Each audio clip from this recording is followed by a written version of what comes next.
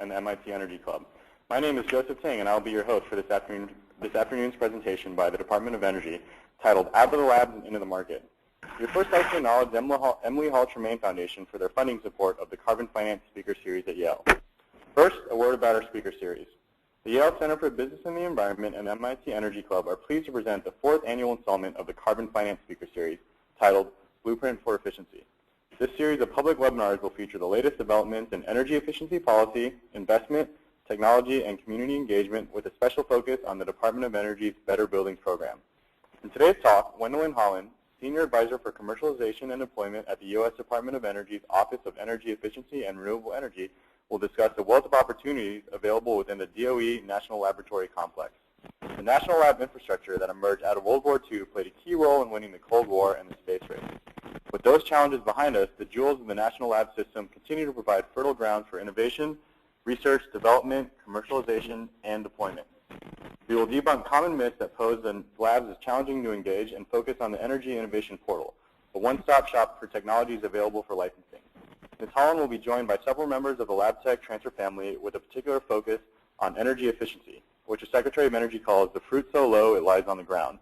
It's worth mentioning that just yesterday, the DOE issued a press release announcing that the Energy Innovation Portal now has over 300 marketing summaries and over 15,000 DOE-funded patents and patent applications.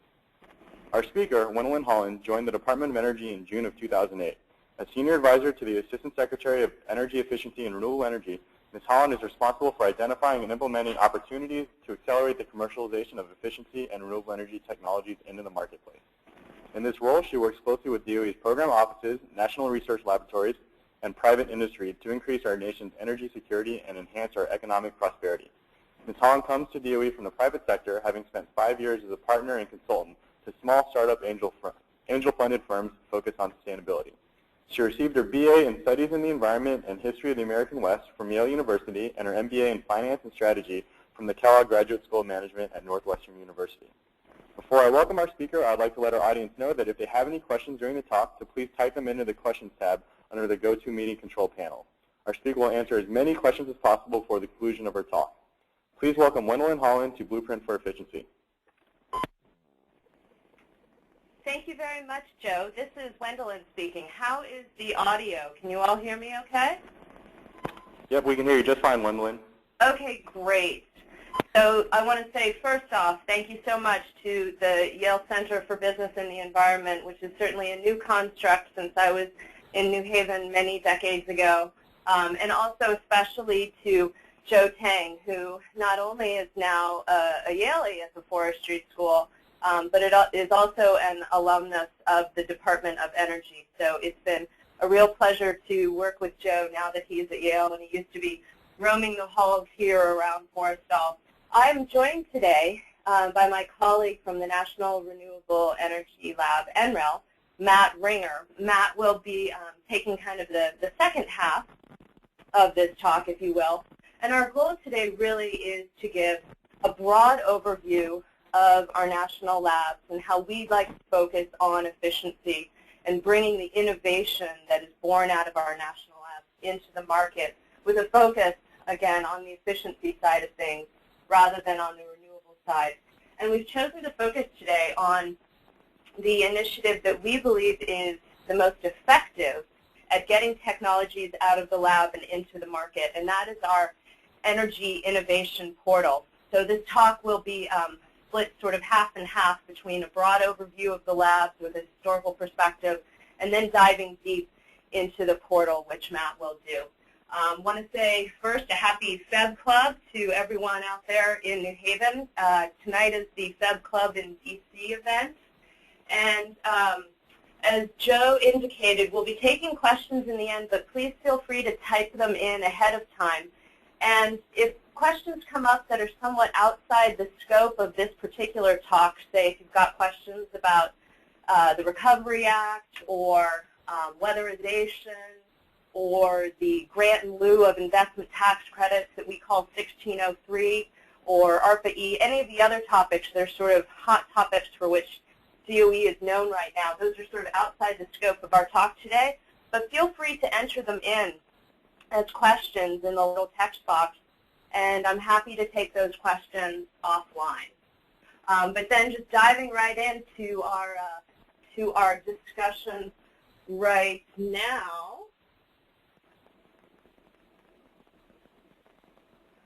The Department of Energy's beginnings, of course, came from the making of the atomic bomb. We got together as an agency in response to the nation's need to end the Second World War, and we were successful in doing that. It took a couple of decades after that for the Department of Energy really to join together around that, and as we exited World War II and entered into the Cold War, our nation's national labs had to evolve. They had to come up with a different purpose, if you will. And their next initiative that they focused on was really Atoms for Peace. And each of the national labs then grew its own capabilities. Why am I not working here? Sorry, we have a technical difficulty here. I think you're in something for webinars. There we go. Here's our org chart of the U.S. Department of Energy. And as I said, we grew up in response to World War II and the Atoms for Peace initiative that emerged out of that. I sit right now in the Office of Energy Efficiency and Renewable Energy under the domain of the Office of the Undersecretary of Energy right now, who's currently acting in that position, Kathy Zoy. You can see here our web of the National Lab system. And the National Labs are, for the most part, owned by the government, owned by the Department of Energy, but operated by contractors. And these contractors include such organizations as Battelle Memorial Institute, the research organization based in Columbus, Ohio.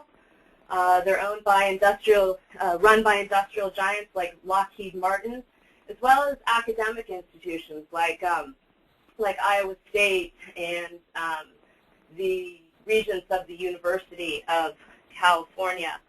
And each of the labs has its own specific capabilities surrounding the specific needs that it grew up to answer in response to the nuclear threats, the nuclear challenges, and the evolving national mission that came out of that. They're all regional in a way. They answer the needs of their regions. You'll find that Brookhaven is a very different lab from Idaho National Lab, and even Sandia and Los Alamos, which are quite co-located in Albuquerque, tend to be a world apart. Their missions tend to overlap in some ways. You'll find that a number of the labs work, say, on grid integration. A number of the labs work on radiation work for medical therapy, and that sometimes makes it hard to figure out how to work with the labs, how to figure out who does what.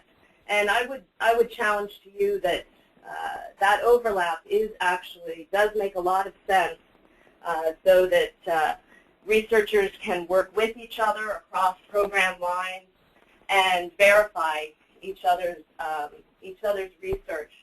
Our work with the Energy Innovation Portal, however, is an attempt to kind of bring all of that research back into one place and allow investors, researchers, folks interested from an academic level to really to look at the labs as one-stop shopping. And Matt will be getting into that in just a moment here. The interest in our national labs is really quite timely. This is the front cover of The Economist last week, where a pretty dim look was provided to our economy in the post-State of the Union address. And we can see sort of a nation divided and downtrodden by debt and economic challenges and several wars.